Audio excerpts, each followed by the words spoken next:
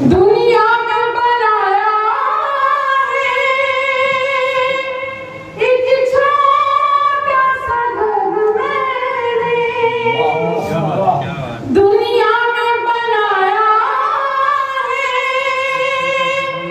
एक छोटा सा घर मैंने, ये ताज महल जैसी तामीर ना बन जाए, हाथों में कलम लेकर मैं सोचती रहती हूँ, हाथों में कलम लेकर मैं सोचती रहती हूँ, हालात की मजबूरी शमशीर ना बन जाए। मैं बहुत पक्की वाली देशभक्त हूँ, देशभक्ति की गज़लें भी कहती हूँ, गीत भी कहती हूँ, उसमें मुक्तक कते भी कहती हूँ। मैं किसका नाम लूँ, मतलब चाहे वो योगी हो, चाहे मोदी हो, चाहे कांग्रेस के ज़माने में जितने भी लोग रहे, तो वो सभी को गाली दे लेते हैं और सभी को शायरी के हवाले से कुछ भी कह लेते हैं। मैंने ना तो किसी की तारीफ़ की और ना मैंने किसी को मतलब बुरा भला कहा। हाँ, साथियों सलाम, नमस्ते, सत श्री अकाल और जय भीम जोहार। साथियों ये शायरी की अना है आजकल, यानी अना दहलवी, जो दिल्ली स्कूल के अदब की उसकी उसी शाइस्तगी और पुरकारी के साथ समूची दुनिया में पासबानी कर रही हैं। पिछले दिनों गया की पुरानी बस्ती बीथो में एक ऑल इंडिया मुशायरे में उनकी आमद महफिल की कामयाबी का सबब बनी थी। बज़्म कहकशा ने इसे सूफ़ी शायर गुफ़रान अशरफ़ी की निगरानी में ऑर्गेनाइज़ किया था। इस दौरान हमने उनसे बातचीत की, बहुत ही रोचक बातचीत इस वीडियो में आप सुनेंगे और साथ ही साथ उनकी खूबसूरत गज़ल से भी आप रूबरू होंगे। इस दरमियान उनकी एक किताब आबरूए गज़ल का भी विमोचन हुआ। तो चलिए सुनते हैं बातचीत, लेकिन इससे पहले दोस्तों एक हमारी गुजारिश है, उसके बाद आप उनसे बातचीत और गज़लें सुनेंगे। आपसे गुजारिश है, एक आग्रह है। आग्रह ये है दोस्तों कि मैं अकेला हूँ, यूट्यूब लाइव की कहानी आपको सुना रहा था, लेकिन इधर स्वास्थ्य सही नहीं है, इस कारण से मैं और कहानियाँ आपको बता रहा हूँ और रेगुलर बता रहा हूँ। तो साथियों आपका सहयोग हमें चाहिए, आपका साथ ही हमारे कारवां को आगे बढ़ाएगा, आपकी ताकत, आपका सहारा ही हमें बल देगा। हमारा UPI नंबर है 8083557257। और अगर साथियों आप ये ना कर सकते हो तो यदि आप फेसबुक पर देख रहे हैं तो हमारा पेज ज़रूर फॉलो करें, लाइक करें, हमारी पोस्ट शेयर करें, कमेंट करें। और अगर आप यूट्यूब पर देख रहे हैं तो हमारे YouTube channel GT road live, उसे आप सब्सक्राइब करें, हमारे पोस्ट को, हमारी वीडियो को शेयर करें, कमेंट करें, लाइक करें। अना साहबा, किस बात की अना है आप में? पहले तो मैं आप सभी को और मेरे देखने और सुनने वाले जितने भी मेरे अदबी दोस्त हैं उनको सबको सलाम पेश करती हूँ, आपको भी आदाब। मुझे अना दहलवी कहते हैं। मेरे में कोई ऐसी अना नहीं है। अना मुझे मतलब ये कहा जाता है कि जिसका मतलब नाम होता है अना या उसमें असर आता है, मुझे कहीं भी मुझमें ऐसा कोई असर नहीं है। लोग कहते हैं कि अना नाम नहीं रखना चाहिए, अना के नाम से दिमाग ख़राब हो जाते हैं लोगों के, मगर ऐसा मुझ में कुछ भी नहीं है। अल्लाह का ऐसा करम है मुझ पर कि मतलब थोड़ी बहुत तो सब में होना चाहिए और वो उतनी तो है मेरे में। यानी कि खुददारी अलग समझती हैं, अना अलग समझती हैं, या दोनों का मिक्सअप है आपके साथ? मिक्सअप ही है, मादी जिसे कहते हैं। हाँ, मतलब ऐसा नहीं है कि मैं अपने आप को बहुत ही अपने आप में, हाँ ये मैं जानती हूँ कि अल्लाह से डरती हूँ बहुत ज़्यादा। अल्लाह ने मुझे जो है ना जो भी अता किया है, और वो उसने एक मेरे ख्याल में मेरी औकात से ज़्यादा, मेरी सोच से ज़्यादा मुझे दिया है, मैंने सोचा भी नहीं था। और ये भी जानती हूँ कि एक झटके में वो जब जी चाहे सेकंड नहीं लगता वो छीन सकता है, तो इसलिए उससे डर के रहती हूँ। ये बहुत रटा पीटा सवाल है हाँ और हर मुस्लिम पत्रकार से या मुस्लिम राइटर से पूछा जाता है, या मुस्लिम लड़की कुछ भी दिल्ली से बाहर जाती है पूछा जाता है, तो ये आपसे पूछता हूँ। वो सवाल ये है कि कभी क्या दिक्कतें आई क्या किसी तरह की? हाँ मुझे कोई आई, दबाव आया? मुझे आई। क्यों आई? क्यों मतलब मैं दिल्ली से, मेरी माँ थी इसमें कांग्रेस आई में, और अम्मी की जॉब थी, और मेरे पापा नहीं थे और भाई भी नहीं, बड़ा कोई था, एक छोटा भाई मैं। तो अम्मी सरकारी जॉब में थी इंदिरा जी के ऑफिस में, बड़े मामू भी मेरे। तो मेरी माँ का किसी ने साथ नहीं दिया। मेरी माँ की जॉब इंदिरा जी के मरने के बाद चली गई, और एक पार्लर था, मम्मी ने डिप्लोमा भी कर रखा था। तो अम्मा हमारी जो है ना वहाँ से शिफ्ट हो गई कानपुर, तो हम लोगों को भी ले गई। फिर वहाँ जाके उन्होंने आरएमपी से वो डॉक्टरेट किया अच्छा, और वो करने लगी। फिर वो भी प्रैक्टिस करने लगी। हाँ वो बीमार पड़ गई। हम लोगों को अकेले ही पाल रही थी अपने दम पे बच्चों को। बहुत स्ट्रगल मेरी माँ ने किया अपनी लाइफ में, मगर उससे ज़्यादा शायद मुझे ऐसा लगता है कि मैंने भी बहुत ज़्यादा स्ट्रगल किया अपनी लाइफ में। मैं 12 साल की थी, शायरी तो मैं 8 साल की उम्र से कर रही हूँ। वाह क्या बात। मुझे शायरी विरासत में मिली है, ना ही कि मतलब जो है ना मैं खुद से अकेले नहीं हूँ। मेरे यहाँ कई ऐसे लोग थे जो शौकिया शायरी करते थे, जैसे कि मेरे मामू, मेरी माँ, मेरी नानी, मतलब सभी लोग शौकिया शायरी करते थे, मगर कभी वो लोग ज़रूरत के तहत मतलब मुशायरों में कभी नहीं आए। चैनल वगैरह में उन्होंने काम किया, मैगज़ीन वगैरह में भी छपी, मगर ये ऐसा कुछ नहीं कि वो मुशायरों में। शोहरत की बुलंदी पर नहीं। अम्मी हमारी जब बहुत ज़्यादा बीमार हो गई और मेरी उम्र थी लगभग 12 साल, जी, तो फिर ये हुआ कि एक मेरे मामू थे, वो एक शायर थे, उनसे मिलवाया और कहा कि ये बच्ची इस वक्त शायरी अच्छी करती है, इसे सुन लें, अगर किसी काबिल होगी तो ये मुशायरे पढ़ने लगेगी, तो 2 वक्त की इसके घर की रोटी चल जाएगी, ये बोल के उन्होंने। तो मैं भी यही सोच के गई थी मुशायरों में अच्छा, कि मेरे घर की दाल रोटी चल जाएगी, मगर अल्लाह ने ऐसा मतलब मेरी औकात से ज़्यादा मुझे बेइंतहा इज़्ज़त, शोहरत, नाम, पैसा, हर चीज़ मेरी माँ की दुआओं के सिले में परवरदिगार ने बहुत कुछ मुझे दे दिया, जो मुझे शायद मुझे किसी के आगे अल्लाह ने हाथ नहीं फैलाने दिया। ये मसला दिल का है, हर कैदी से मौला, ये दर्द मोहब्बत भी कश्मीर ना बन जाए, ये प्यार भरा लहजा दिलगीर ना बन जाए, कह कह के गजल मुझ पर वो मीर ना बन जाए। आप शायरी की क्या शायरी से हुई? अक्सर ऐसा ही होता है, हम सभी लोग शायरी करते हैं तो प्रेम कविताएं लिखते हैं पहले। ये ज़रूरी नहीं है कि हर किसी की लाइफ में हाँ, मेरा जो बचपना था तो मुझे ये लगता था कि सिर्फ गज़ल की ही शायरी होती है और कोई शायरी नहीं होती है, और मेरी सोच अभी भी ऐसे ही है, क्योंकि मैंने अपने आप को कभी मैंने नहीं बदला। मैं गीत कहती हूँ, गज़ल कहती हूँ, हाँ मैं बहुत पक्की वाली देशभक्त हूँ, देशभक्ति की गज़लें भी कहती हूँ, गीत भी कहती हूँ, उसमें मुक्तब कते भी कहती हूँ, मगर जो है ना शायरी में मैंने गज़ल को कभी पीछे नहीं छोड़ा, गज़ल को पकड़ के रखा। गज़ल आज भी मैं गज़ल की शायरा कहलाती हूँ।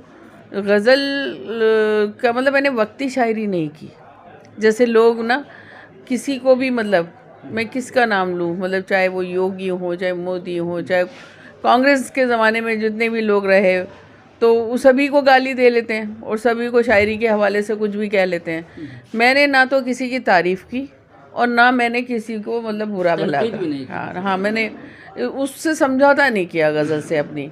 और एक चीज़ और भी की कि मैंने कभी भी गज़ल में नात के शेर नहीं कहे, नात को बिल्कुल सेपरेट किया, बिल्कुल नातें अलग कहीं और गज़लें अलग कहीं। किस कश मकश में हमने तेरे साथ दिन बिताए, किसी कशे मकशे में हमने,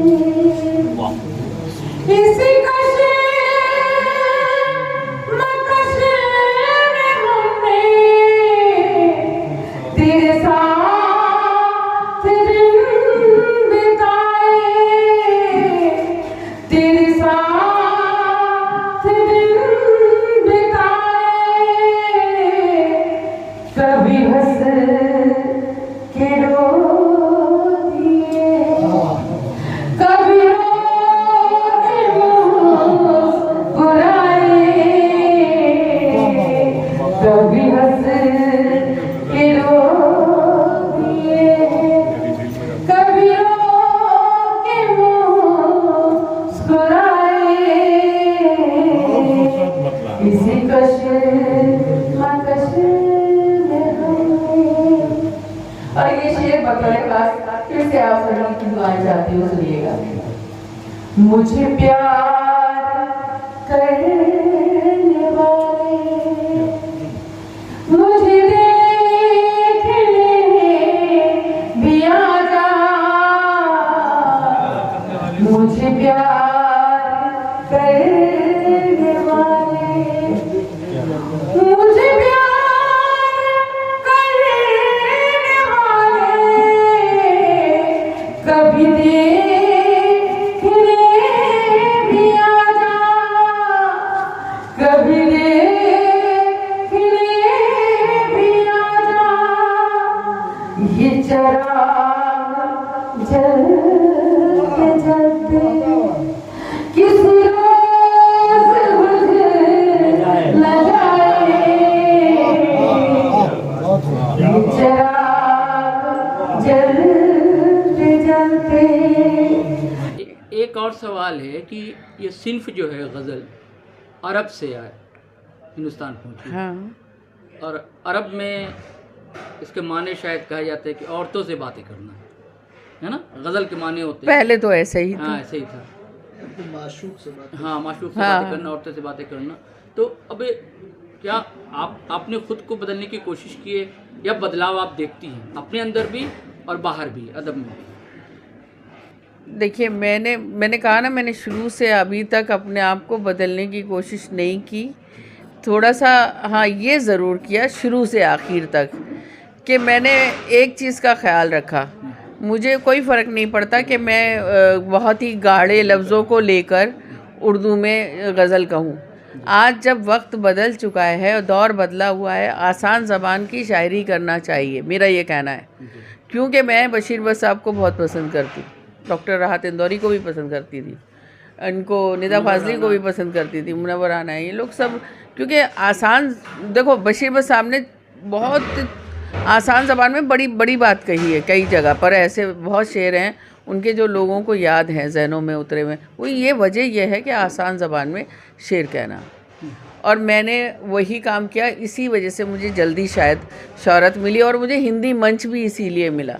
मैं आज जो है ना उर्दू वालों में जितनी मशहूर और फेमस हूँ, जितना नाम है, हिंदी वालों में भी उतनी ही मकबूल हूँ, उतना ही वो लोग प्यार करते हैं, इज़्ज़त देते हैं मुझे, और बहुत शायरी के हवाले से पहचानते हैं। तो दोनों के ऑडियंस में क्या फ़र्क समझती हैं?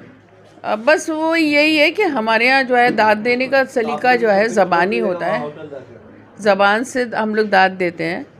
और सुभान अल्लाह, वो नात पे तो सुभान अल्लाह कहा जाता है, वाह वाह कहा जाता है, मगर वहाँ तालियाँ, उनके यहाँ दाद देने का तरीका तालियों के रूप में होता है। अभी आपने जिक्र किया मुनव्वर राना, राहत इंदौरी, बशीर बट, निदा फाजली।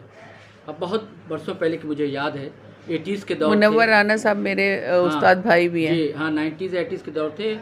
मैं खास GT रोड का कस्बाई शहर शेरघाटी, आपने शेरघाटी में जी, मैं वहाँ भी आ चुकी आई, हूँ। मुझे याद है, जी हाँ, मुझे याद है आप आई थी वहाँ, मुनव्वर राना भी थे और राहत इंदौरी भी जी हाँ, थे, जी हाँ, जी हाँ, है ना? जी हाँ, जी तो आज जो है वो जो एक पीढ़ी थी, जनरेशन जो थी, जी बशीर बद्र साहब तो बीमार पड़े हुए हैं, निदा साहब रहे नहीं, जी जी राहत साहब भी कोरोना के शिकार हो गए। जी जी। और मुनव्वर भाई भी बिस्तर पे ठीक नहीं हैं। रहती जी है। जी जी। तो क्या खला महसूस करती हैं आप? देखिए कोई भी जब जाता है ना तो कमी तो महसूस होती है, मगर देखो एक बात बताऊं, अदब में ज़्यादा कमी महसूस होती है। जो अदब में लिख रहे थे और लिख रहे हैं और जो लिख के छोड़ गए हैं उनकी तो कमी महसूस होती रहेगी और उनको लोग याद भी करते रहेंगे, मगर मुशायरा हमें कभी ज़िंदा नहीं रखेगा। आप ये मान के चलिए, मंच जो है, मुशायरा जो है, ये बस जब तक हम स्टेज पे हैं तब तक जाने पहचाने जाते हैं। हमें हमारी किताबें याद दिलाएंगी, हमें हमारी शायरी याद दिलाएगी। अगर हम कहीं छपे हैं या हमारी कई किताबें हैं या हमने कई किताबें मतलब लाइब्रेरी में है तो उस वजह से तो हम पहचाने जाएंगे। मगर ये सोच लें कि हम मुशायरे पढ़ पढ़ के फेमस हो जाएंगे, मशहूर हो जाएंगे और मुशायरे मतलब मंच छोड़ने के बाद भी हम मशहूर रहेंगे, ऐसा नहीं है।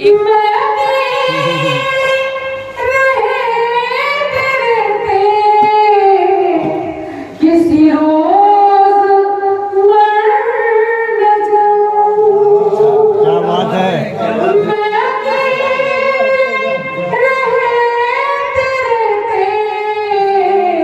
किसी रोज मर न जाऊं, किसी रोज मर न जाऊं।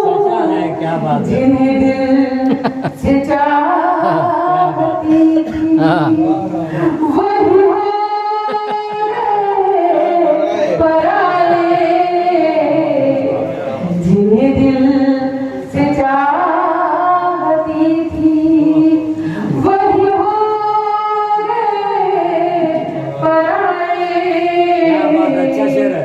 हम दोनों जिंदगी के उसी मोड़ पर खड़े थे। हम दोनों जिंदगी के, हम दोनों जिंदगी के उस मोड़ पर खड़े थे। उस मोड़ पर खड़े थे। मैं उन्हें न देख पाई, वो मुझे न क्या बात, क्या बात।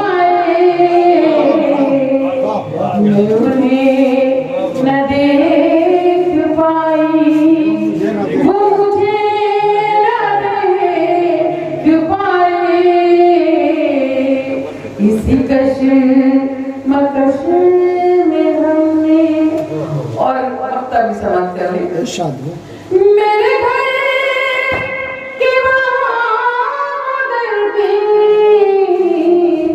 ऐ अना बदल न जाए। मेरे घर की बादल भी ऐ अना बदल न जाए।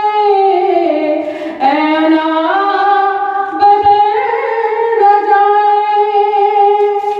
मैं भटकती फिर रही हूँ, कोई रास्ता दिखाए।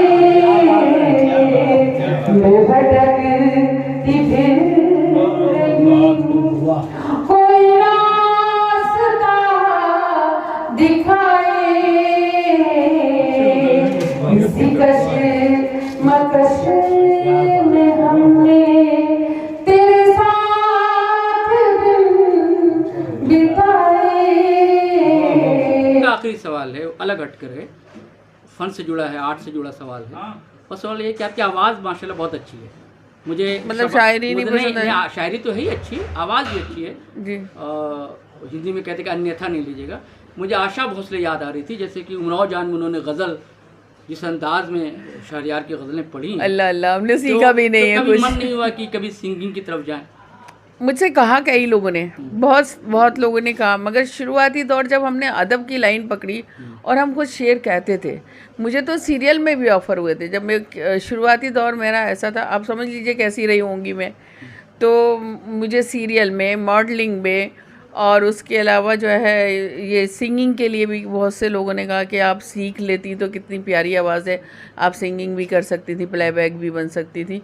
मगर मैंने एक ही कहा कि मतलब ये मैं 2 कश्तियों में सवार होने के पसंद नहीं करती। मतलब जो है ना, मैं एक अदब में हूँ, अदब में ही रहने दो और मैं उसी में खुश हूँ। मुझे तो सियासत में भी लोग बहुत चाहा उन लोगों ने लाना, मगर वो फील्ड भी मुझे समझ में नहीं आई, पता नहीं क्यों। मुझे लगा कि किसी खातून के लिए वो जगह ज़्यादा मुनासिब। शुक्रिया आपका, बहुत बहुत शुक्रिया। एक इन दिनों की ताज़ा गज़ल जो बहुत लोगों ने बहुत सराही, बहुत मोहब्बतें दी, अगर आपकी इजाज़त हो तो वो गज़ल सुनाने से और फरमाइश है खास तौर पे उस गज़ल के लिए। मगर इससे पहले 1-2 कते पढ़ना चाहती हूँ, मेरा दिल कर रहा है, सुनिए। जिंदगी जिस पे मैंने वारी थी, जिंदगी जिस पे मैंने वारी थी, हर रात जिसकी मुझको प्यारी थी, वो नजर से उतर गया मेरा, वो नजर से उतर गया मेरा, मैंने जिसकी नजर क्या बात।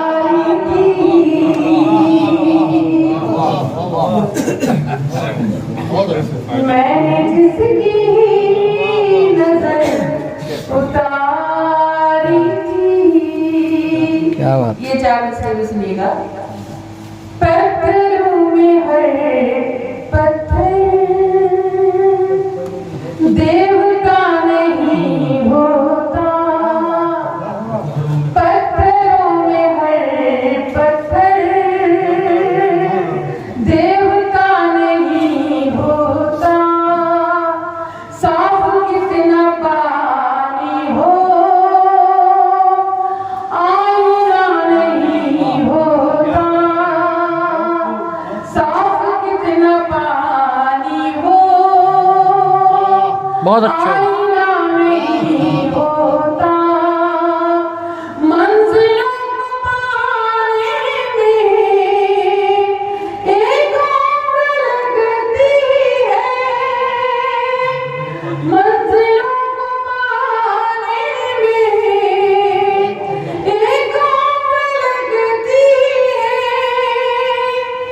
एड़ियाँ उठाने से कद बड़ा नहीं होता, क्या बात है। एड़ियाँ उठाने से कद बड़ा नहीं होता, गुना ये है कि वो गिरतों को थाम लेते। अब बोलिए। सुना ये है कि वो गिरतों को थाम लेते, सुना ये है कि वो गिरतों को थाम लेते हैं, इसी उम्मीद पे हम उनका नाम लेते हैं, इसी उम्मीद पे हम उनका नाम लेते हैं। तो साथियों, आपको कहानी कैसी लगी, ज़रूर रोचक लगी होगी। और आप अगर फेसबुक पर देख रहे हैं तो फॉलो कर लें हमारा पेज, और अगर आप यूट्यूब चैनल देख रहे हैं हमारा, सब्सक्राइब कर लें और बेल आइकन दबाना हरगिज़ ना भूलें। धन्यवाद, शुक्रिया।